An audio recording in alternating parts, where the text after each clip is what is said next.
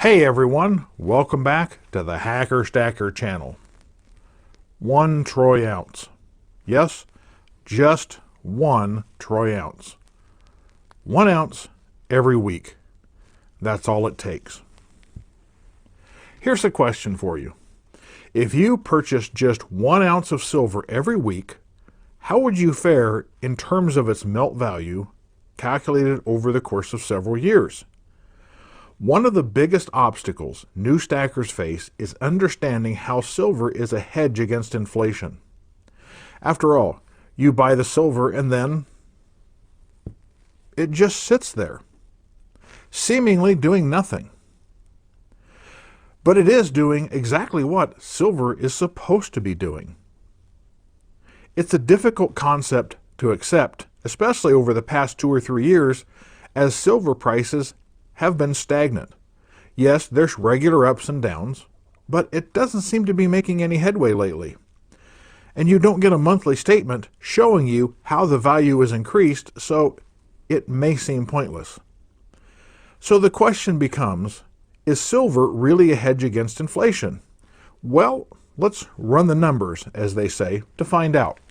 Let's say that you commit yourself to saving $1 every week. You pull a $1 bill out of your wallet or purse and put it in your sock drawer. And I think it's fair to say that even a 6-year-old would be able to answer how much money you'd have at the end of a year. The answer, $52. And at the end of the second year, you'd have $104. Pretty simple, right? But there's an old nemesis to deal with, the inflation dragon. Every time you put $1 in your dresser, it starts to lose value. It's not much, or at least it seems like it isn't. A few percent isn't that bad. But the cumulative results of this slow bleeding of the buying power can really add up to some serious hemorrhaging. To demonstrate this, I tossed together a spreadsheet to show you how, over time, your buying power will be drained away. In order to do this, I looked up the annual inflation rates and will use them for the purposes of this exercise. I'd like to point out that all the figures in this exercise I will be using likely will not match the figures you recall or the numbers that specifically apply to you. So let's get started. First, I set up 5 consecutive years, and each year you will save $52. So at the end of the first year, your total will be obviously $52. But now we need to take into account inflation. Here, year 1, we had an average inflation rate of 1.8%. So you lost, over the course of the year, 98 cents in buying power. This means that an item that cost $52 at the beginning of your savings term would cost you $52.94 at the end of the year. You still have $52 bills, but you're only able to buy $51.06 worth of goods and services at the end of the year. This is how inflation eats away at your buying power. As you roll into year 2, you will add another $52 to your sock drawer, netting you $104 at the end of a 2-year savings period. During this second year, you will lose 1.2% of your savings, again eaten by the dreaded inflation dragon. And over the next 3 years, you faithfully add yet another dollar bill to your sock drawer every 7 days, and 5 years after starting, you have a nice tidy sum of $260. But over the past years, inflation has risen, and that $260 now has the buying power of $222.92. The inflation dragon has gobbled up over $37. Over 8.5 months of your diligent savings has gone poof. So now let's say you decide to invest your money in something that gives you a return. It bears interest. And I'll be honest here, I really wanted to do this with the historical rates for a simple interest bank savings account, but I couldn't find anything online to that effect. So I'm going to substitute the average rate of a certificate of deposit.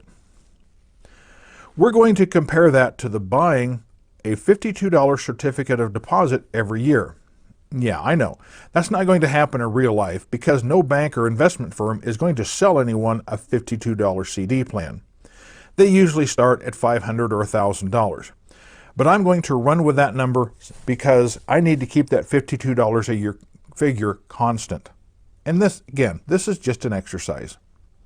With a 0.89 CD rate, your initial $52 investment will be increased to $52.46 at the end of the year. And that sounds like something we all like to see, right? You're making money. Hooray, you're ahead of the game. Not so fast. The inflation dragon still needs to be fed. We need to apply that same 1.8% inflation rate to that gain. Now that reduces your well-deserved $52.46 down to $51.52. Bummer. And even when you roll your entire CD amount over the next 4 years, over and over, you still have to feed that inflation dragon. And at the end of 5 years, you'll still have put $260 into your CDs, but you've managed to generate all of $5.52 of interest earned, but lost $32.04 to inflation. Why so little? Because the inflation dragon feeds regularly, and it feeds off of every dollar involved at every meal. It doesn't feed on this year's money alone. It doesn't care how old your money is. The creature takes a bite out of everything, regardless of when you put it on a platter and placed it on the table. Folks, I appreciate you taking the time to watch my videos, so be sure to like, share, subscribe, and comment, and hit that bell to get notifications on new content, because it's your support that will continue to grow this channel. Up to this point, we've been discussing just dollar bills, but let's change things up a bit. Let's substitute the price of 1 ounce of silver for those dollar bills you've been saving. So instead of saving $1 a week, you're buying 1 troy ounce of silver instead. So we need to change the weekly savings to the spot price of silver and punch in the last 5 years of average spot prices. If you just stuck to the average annual spot price of silver in cash, putting it into your sock drawer, you would have $5,571.28 saved up. But over that 5 years, $772.51 has disappeared into the belly of the inflation dragon, leaving you with a buying power of $4,798.77. If you'd put that exact same amount of money into a CD, you'd end up with $5,684.32, but a loss of $238.74 due to inflation, netting you a buying power of $5,445.58. Now that is a whole lot better than stuffing bills into your sock drawer because you're earning interest, but you're still falling behind when it comes to buying power. However, if you simply stopped by the LCS once a week and bought 1 ounce of silver, over the course of 5 years, you would have spent that same $5,571.28, but at the end of the 5 years, your stack would be worth $5,896.80, a net increase of $325.52. This is an example of what silver and many precious metals can do for you in terms of being a store of value. And this is just a 5-year snapshot. What happens when we extend this to 10 years? Well, on a spreadsheet, this is easy to do. Just copy down the formulas, enter in new year's numbers, as well as inflation rates, CD rates, and spot prices. You can now see at the bottom of the page, just stashing cash will net you almost 10 grand, but you'll lose nearly $1,900 of it to inflation over the decade. If you get a CD, you'll still slide downhill, but since you're earning interest, the overall loss becomes just $425. But silver, buying just 1 ounce per week over the course of the past decade, you will turn your 10 grand into almost 12 grand. And who's going to be unhappy about that? Let's double this again and see where we would be if we started buying 1 ounce of silver back in 2004. With using your dresser as a bank, you're losing well over $5,000. If you put the same amount of money into a CD starting 20 years ago and just let it roll every time it matures, you'd still be behind the 8 ball. Now, look what silver has done for you from 2004 to 2013.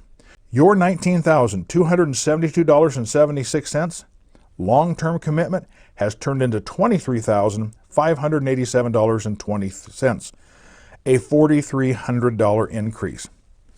But wait, there's more. Since I could find historical spot prices as well as inflation and CD interest rates back to 1984, let's go back to 1984. After 40 years of stuffing currency into your dresser drawer, you'll have accumulated $24,789.96. A nice little nest egg, wouldn't you say? But the inflation dragon will have gorged itself over the years, gobbling down a bit over $9,800 of it, leaving you with just shy of $15,000 of buying power. Simply put, something that cost $15,000 40 years ago now costs $25,000. That's a huge loss. If you stuck with CDs, you were really able to stop that hemorrhaging, but only because interest rates 20 to 30 years ago were so high, when you were actually keeping ahead of inflation with your interest rate earned on your CD. But sadly, inflation has overtaken the interest paid on CDs, and you still end up with a $711 loss. But had you started buying 1 ounce of silver a week back in 1984, you still would have spent that same $24,789.96 to date, but your 2,080 ounce stack today, at this week's spot price of $22.68, nets you a melt value of $47,174.40, almost doubling the buying power of your dollars. Now, I think this exercise proves 2 maxims many stackers claim. One is that silver, and many PMs for that matter, are a true store of wealth. And second, you need to play the long game. True, the past track record is no guarantee of future performance, but even if silver performs only half as well as it did in this exercise, committing to buying silver regularly over the long term is nothing to sneeze at. I'd like to point out that this exercise is nothing more than just that, an illustration based on historical figures. It is not legal nor financial advice, so please don't act on this information alone. Also, at the time I started recording this video, the spot price of silver was $22.68. By the time I get it edited, produced, and uploaded, that figure is going to change. But hopefully, this example will help you in your journey of stacking silver in the future. I trust it gives you a better understanding of what inflation is doing to your currency, as well as give you a better appreciation for the real value of stacking silver. So in conclusion, stack what you like what you stack. Keep on stacking, and I'll see you in the next video.